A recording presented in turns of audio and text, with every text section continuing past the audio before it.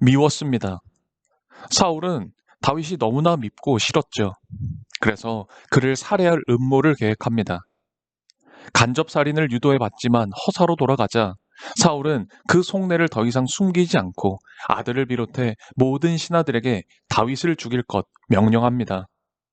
그러나 첫 번째 시도는 바로 자신의 아들 요나단에 의해 실패로 돌아가죠. 사울의 왕위를 이을 요나단, 아버지와는 전혀 다른 반응을 보입니다. 요나단은 오히려 왕권의 상징인 겉옷을 벗어줄 정도로 누구보다 다윗을 좋아했죠.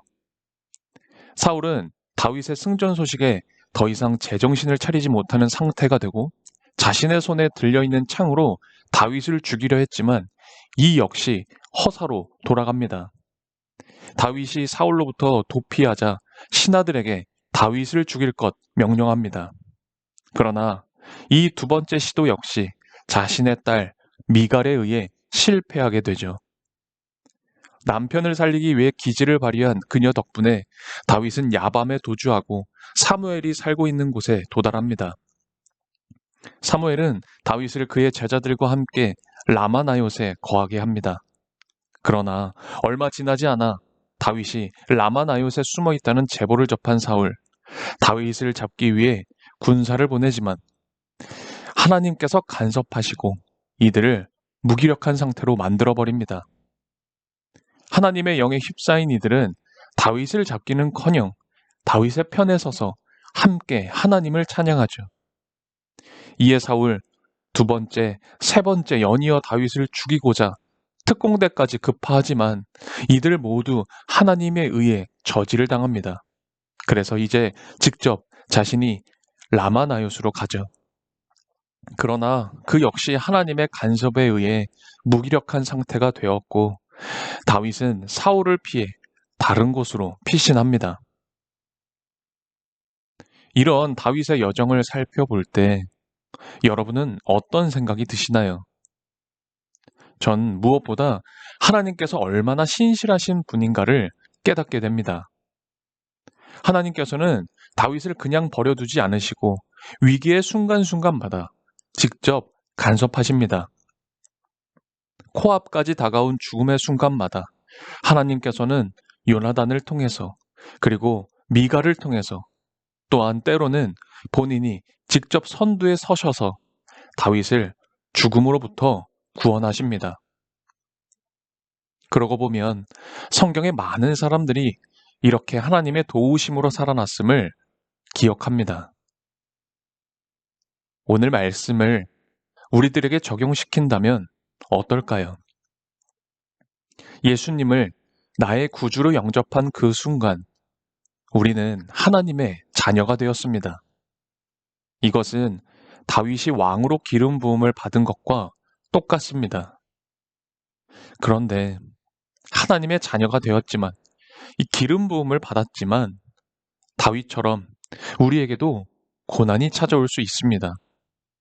나라와 민족을 위해 하나님께 헌신했던 다윗이 생각하지도 못한 사울에 의해 하나님의 영이 떠난 사울에 의해 고난을 받았던 것처럼 우리도 하나님의 뜻대로 살아가려 하기 때문에 하나님을 믿지 않는 사람들 그리고 사회로부터 고난을 받을 수 있다는 사실입니다. 그래서 예수님은 이 모든 것을 아시고 이렇게 말씀하셨습니다. 너희가 나 때문에 모욕을 당하고 박해를 받고 터무니없는 말로 온갖 비난을 받으면 복이 있다. 너희는 기뻐하고 즐거워하여라.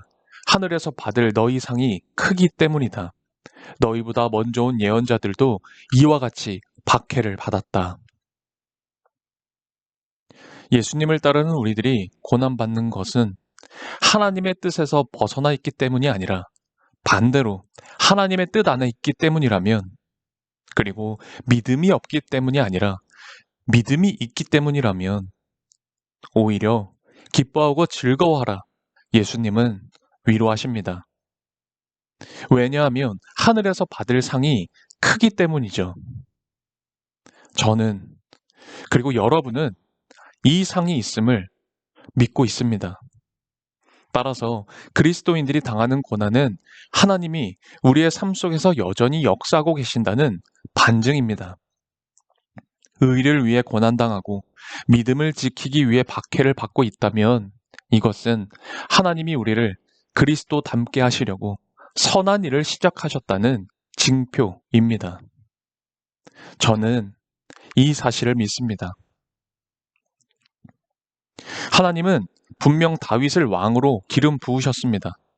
그러나 그렇다고 해서 다윗이 하루아침에 왕이 된 것이 아니었죠.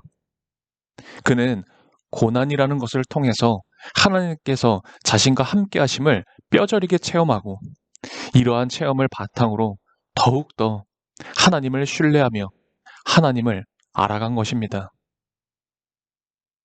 오늘 하루가 우리와 함께 동행하시는 우리의 삶의 구석구석을 주관하여 주시는 신실하신 하나님을 직접 체험하는 평화로운 하루가 되기를 기도드립니다.